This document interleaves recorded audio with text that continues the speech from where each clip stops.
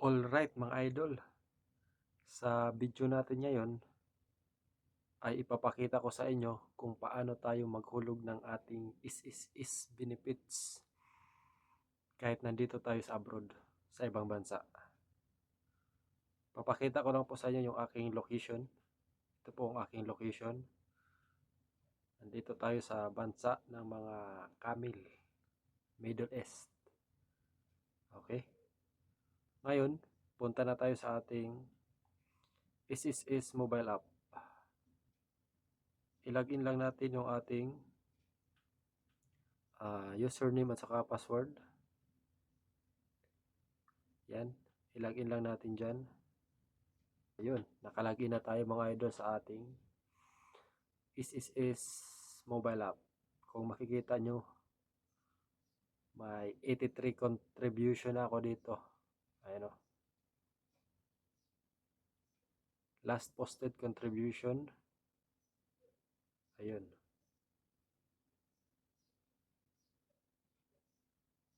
Ang last hulog ko ay mula pa noong December. Ngayong 2026, January from May na ngayon, wala pa akong hulog. January, February, March, April, May. 5 buwan ako walang hulog mga idol sa aking benefits. Kaya ngayon ay uhulog tayo.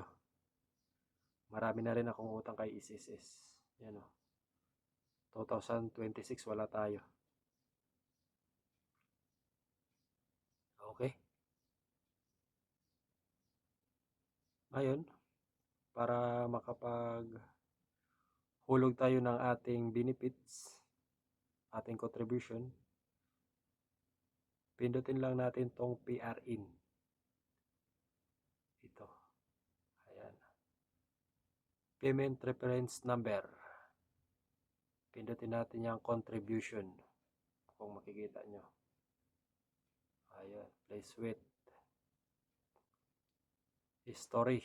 Pursuant to circular number 2023-06 date September 25.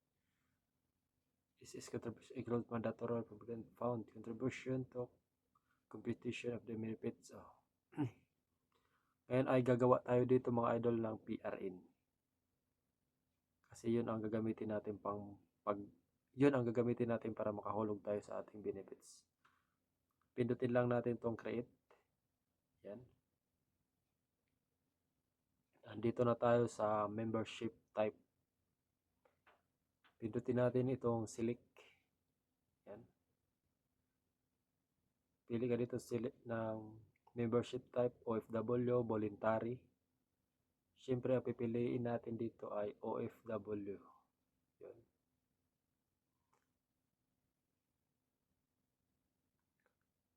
Tapos, sunod, kung anong period, buwan, ang iyong hulugan. From to, yan. Nakita nyo naman mga idol. Ako ang babayaran ko ay 2026 sa January ito. January 2026 kasi wala pa akong hulog dito. Yan. Pindutin lang natin ang okay. Tapos to, kung hanggang saan ang hulugan mo. Ang hulugan ko ay hanggang 2 buwan lang. Ito mga idol. 2 February 2026. Okay. Select premium contribution. Pili ka dito kung magkano lang yung kaya mong ihulog. Ito. Ang pinakamababa nila ay 1,200. Pero ako yung pinili ko dito ay 3,000. Kasi afford naman natin para pagdating ng panahon, malaki-laki rin yung makukuha nating benefits dito kay is. Okay. Ayun, contribution 3,000. Ang total niya ay 6,000 mga idol kung makikita nyo. 6,000 yung ating total amount. Okay na, OFW from January to February. Contribution 3,000. Okay. Tapos pindutin na natin tong generate. sa baba. Kung makikita niyo yung generate PRN, pindutin lang natin yan, generate PRN. Okay,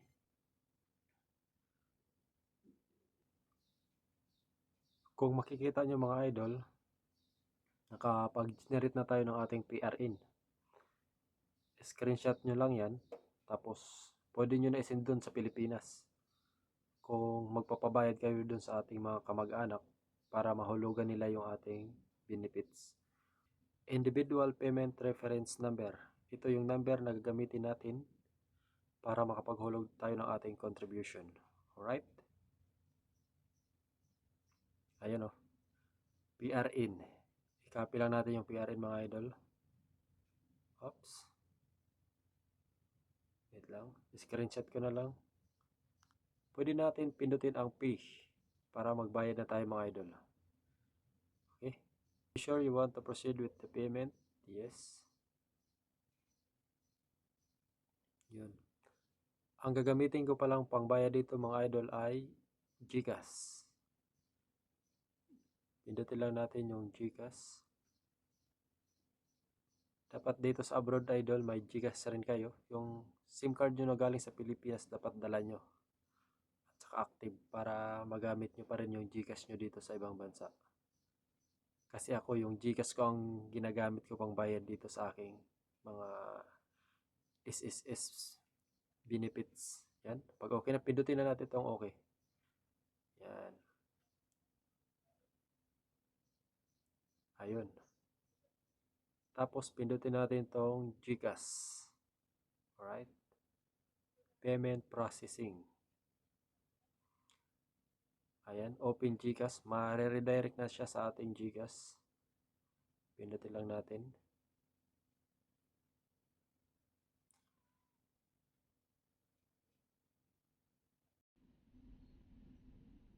Ngayon mga idol, na-open na natin ang ating GCash. Pagka-open ng ating GCash, hanapin lang natin ang bills. Ito. Pindutin lang natin itong bills. Yan. Save your favorite billers. Pwede tayo dyan mag-search. Pwede rin natin i-search. Search lang natin ating billers. Hanapin natin ang SSS. Yan. SSS contribution. Yan. SSS contributions digital. Aywa. Ilagay lang natin yung ating payment kung magkano. 6,000.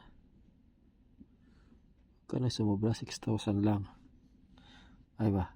6,000. Yung payment reference number, i-paste lang natin dito. 14 daw. 2, 4, 6, 8, 10, 12, 14. Email address, optional. Pero ilalagay ko na rin.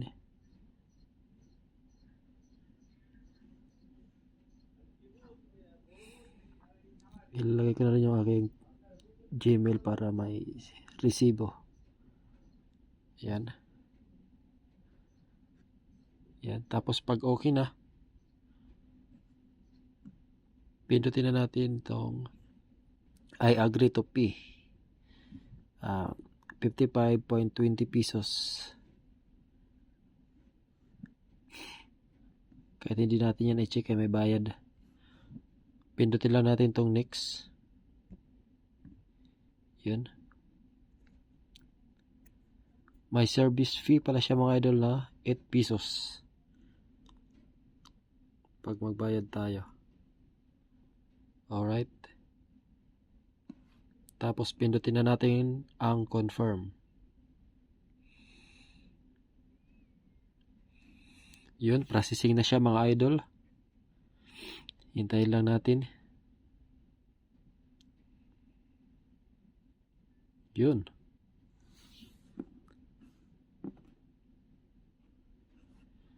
SSS contribution. Alright. Ngayon ay i-check naman natin sa ating SSS mobile app kung posted na ba. Alright? Ayun. Kung makikita nyo, nasa 85 months na yung ating total contribution. Kanina 83 yan, di ba mga idol? I-check natin dito sa last posted contribution. Ayun. Oh, di ba? May 2026 na tayo. Kanina wala yan. Hanggang 2025 lang. Ngayon may 2026 na. Successful na yung pagbayad natin ng ating SSS contribution mga idol. Oh. Posted kaagad oh. Ganyan lang kadali mga idol. Sana po nasundan nyo itong video at nakatulong sa inyo. At kung nakatulong ditong video sa inyo mga kabayan, please like and subscribe naman po sa ating munting channel para sa marami pang tutorial na ganito na ating i-upload. Okay? Maraming salamat mga idol. Thanks for watching.